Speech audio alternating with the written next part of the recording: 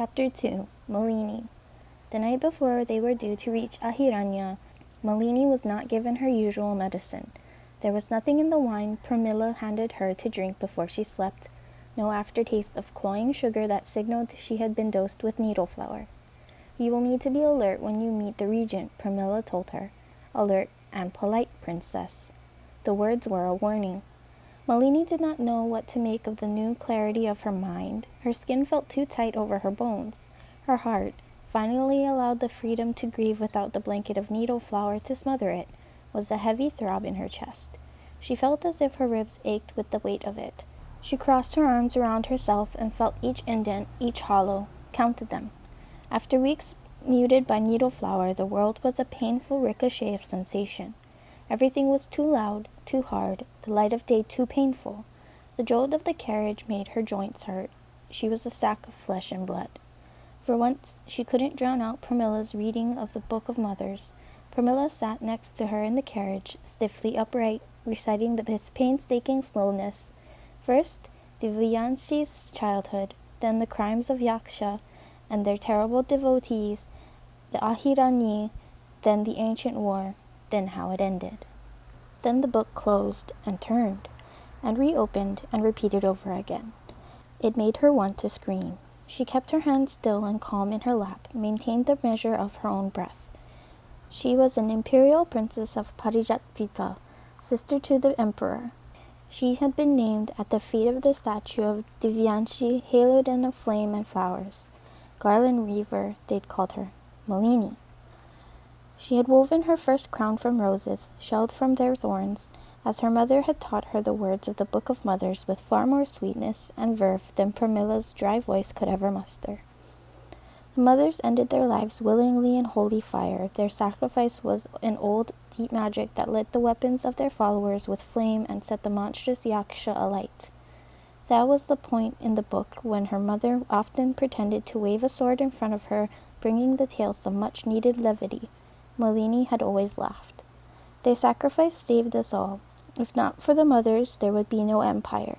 If not for the mothers' sacrifice, the age of flowers would never have been brought to an end. Sacrifice.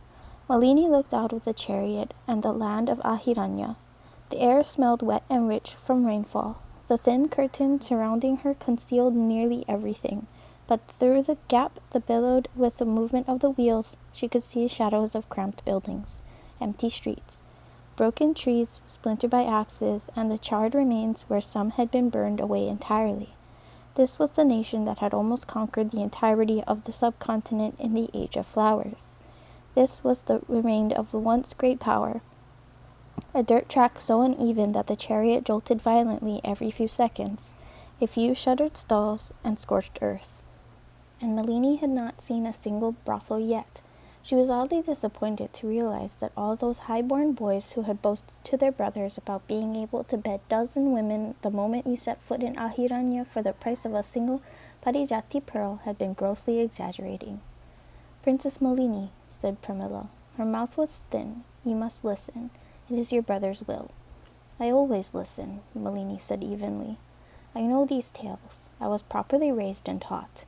If you remember your lessons, neither of us would be here. No, thought Malini, I would be dead. She turned back to Pramila, who still held the book open on her knees, the pages pinned flat by her fingers. Malini glanced down, identifying the page, and began her own recitation. And Divyanshi turned to the men of Alor, who served the nameless god above all others, and the men of Saketa, who worshipped fire, and said to them, Offer my son your sworn loyalty, your unbreakable vow, and his sons after him.